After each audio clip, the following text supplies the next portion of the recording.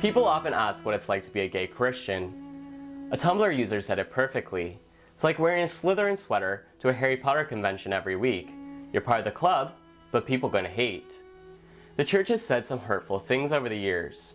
I can't count the number of times people have told me that they love me, but they can't support my homosexual lifestyle. I've had people refuse to see me as long as I'm dating a guy. I've had family tell me that they pray God will change me, and I've had others tell me I'm bound for hell.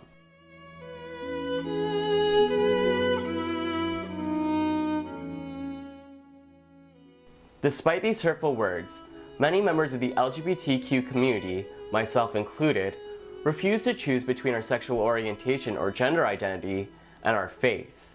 I love God with my heart, my soul, my strength, and my mind, and I also happen to be in love with a man. These two can coexist, but for many, that includes a long journey towards acceptance.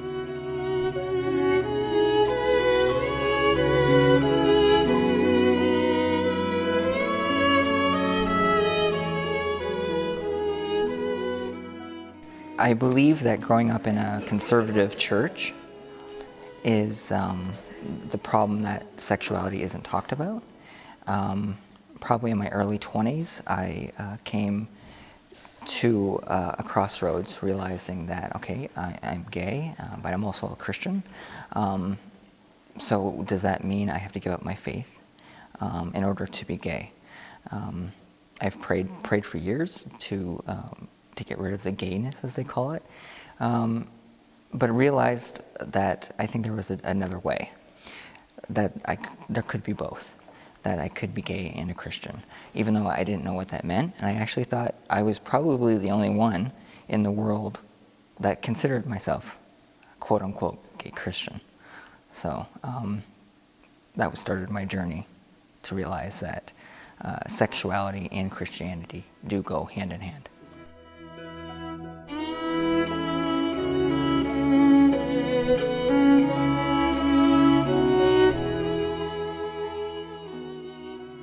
I've come to understand them almost as two often competing absolutes. So two pillars in my life that seem unmovable. And so I have to reconcile the two of them in some way. Because I'm unable to change my sexual orientation while at the same time being unwilling or unable, depending on your theology, to give up my faith in Christ.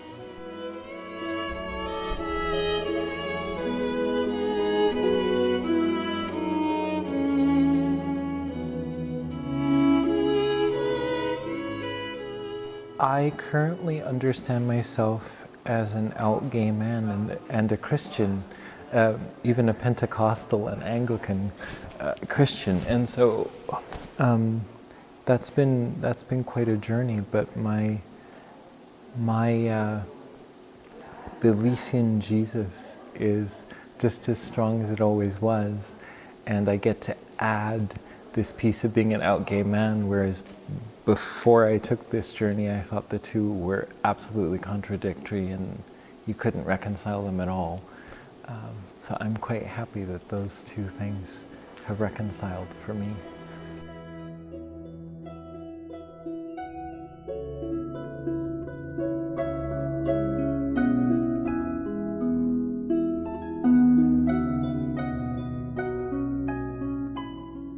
I mean, I grew up as a pastor's kid, and so the church has kind of always been there.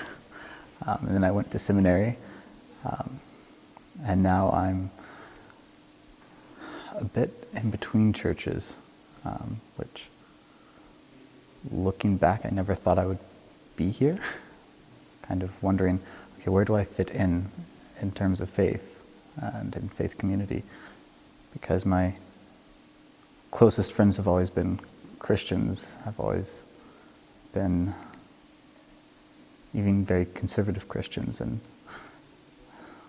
suddenly I find myself in a different perspective and almost pushed out a little bit. It's been very, very painful, but it's also been good. But because of the good experiences and the good relationships with Christianity, with faith,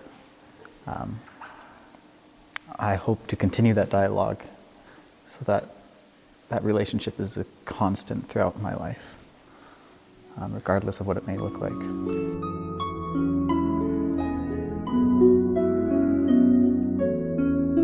There's a story in the Bible about a man named Jacob who wrestles with a man. Some translations say an angel that just sort of shows up when he's in the middle of a crisis, and he thinks his older brother Esau is going to show up and kick his ass. And so he's there alone all night, and this man shows up and he wrestles with this man all night. And then the sun comes up and the guy goes, okay, so now you got to let me go because the sun's coming up. And he says, no, I will not let you go until you bless me. What's your name? And the man says, none of your business, but your name is now Israel, which means you have fought with God and won. And then he reaches down and he dislocates Jacob's hip in order to get away. Okay, but the thing about that story is that I had to fight with almost everything that I thought I knew before I could come out.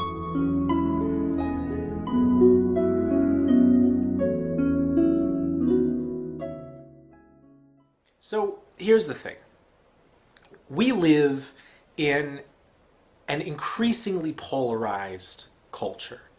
And we're always talking, it seems, about these very polarizing issues, about politics and theology and personal things and so on and so forth. And yet out of all of it, there is no issue that threatens to tear the church apart and destroy Christianity's reputation in our society, like the question of homosexuality. I mean, there's just nothing that even comes close to that. This has become the litmus test issue on both sides, sort of, are you for us or are you against us? In the society, in the church, and how we handle this question could have a tremendous impact, will have a tremendous impact on the future of Christianity in Western culture. I mean, there's just no two ways about it. So we know this. Folks on both sides know this. And what's happened is some churches have responded to this by saying, okay, we're gonna talk about this issue all the time because this is the issue. This is the issue. We've got to draw our line in the sand because this is the issue. And so they talk about it so much that it just becomes more and more and more and more divisive, and it takes focus off of the gospel. But then you've got other churches who respond to it by saying, well, look, this has become a very divisive issue, this is very polarizing, so we're not going to talk about it. And then you've still got people in those congregations going, hey, this issue affects my life, I need some guidance here, I need some support, can we talk about this, please?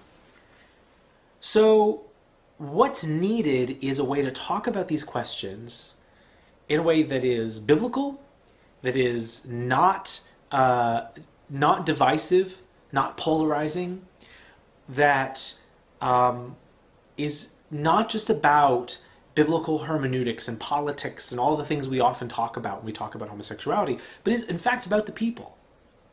You know, like the mother I met who had been a committed Christian her whole life, and then her son came out to her, and she'd always believed homosexuality was a sin, but here's her son saying, I didn't choose to be gay, and she's torn about what to do about this and how to respond. And people like her need their church's support, and they're not getting it.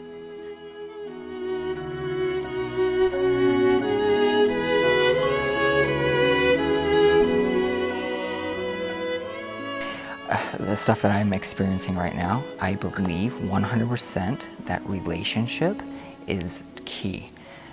The church needs to have a relationship with our community.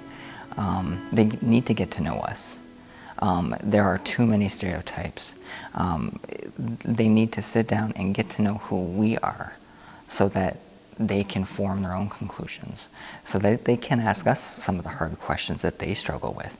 But just ignoring us or putting it to the back of their mind or saying that the Bible says so does not help anybody. It doesn't help them, and it doesn't help us. So I would say, number one, the church needs to do is form relationships with our community.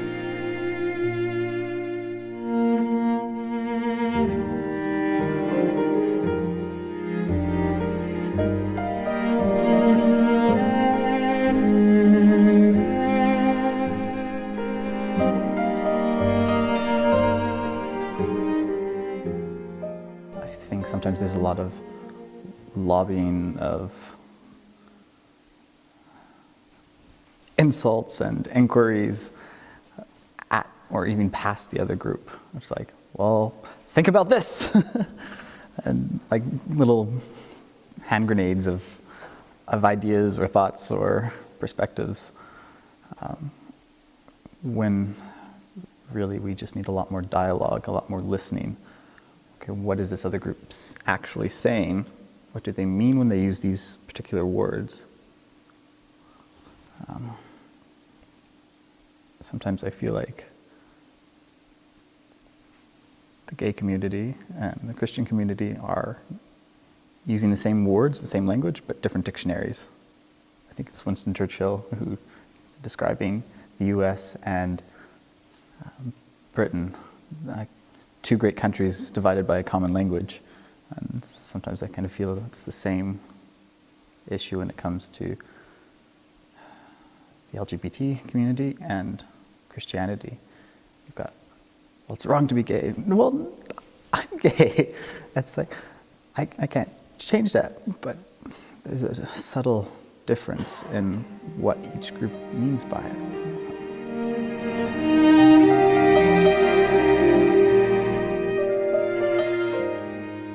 There's different forms of our allies, as we know. Some of the allies that we have right now in our area are parents who have kids that are gay. And so their focus, of course, is a little bit different because the love of their child. But they're huge allies in terms of communicating what it means for them and what it means for us. It can be extremely emotional for the allies to fight for us, but I still believe that it's extremely important for them to stand with us and for us to stand with them.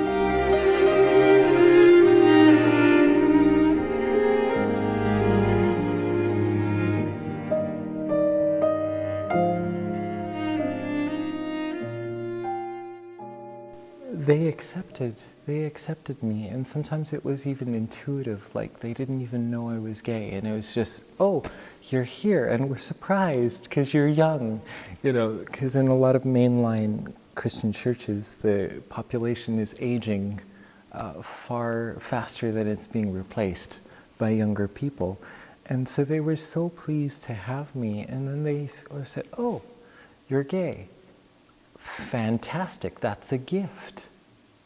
And I went, wow, like this was mind-blowing to me, and it helped me heal my heart in terms of, transitioning from I have a demon to this is a gift of God's good creation was a huge thing. And so that's my relationship with the church now.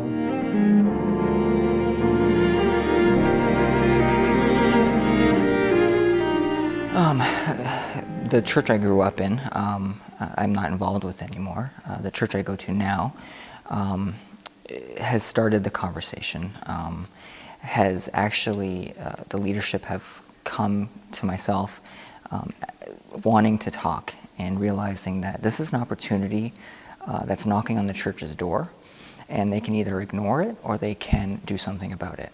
And they really feel like God's calling them to do something about it. So them having the willingness to actually have a conversation with us in our group is actually pretty big and amazing.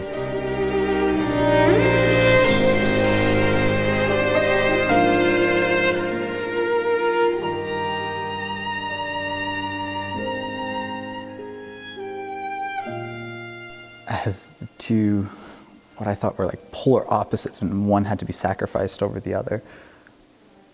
And slowly, through various different conversations and wrestlings and long nights filled with much sobbing, they began to become more intertwined, and to see them not necessarily as mutually exclusive. There's a lot of peace. And in some ways I feel like that was when I really truly began to understand Christianity and understand the message of Jesus, that we are loved, accepted,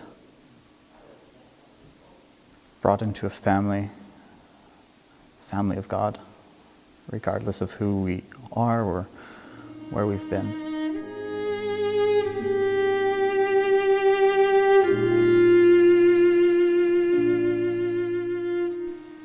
I guess I just would like to say that it's a comfort to know that we are not alone. When I realized that I wasn't alone when I started this journey, it was like the heavens had opened up, and it was an answer to prayer. It was the answer to prayer. I kept trying to, quote unquote, pray the gay way, but it was not what God wanted. So it's been a relief to know that there are people who are on this journey and that we aren't alone, all around the world.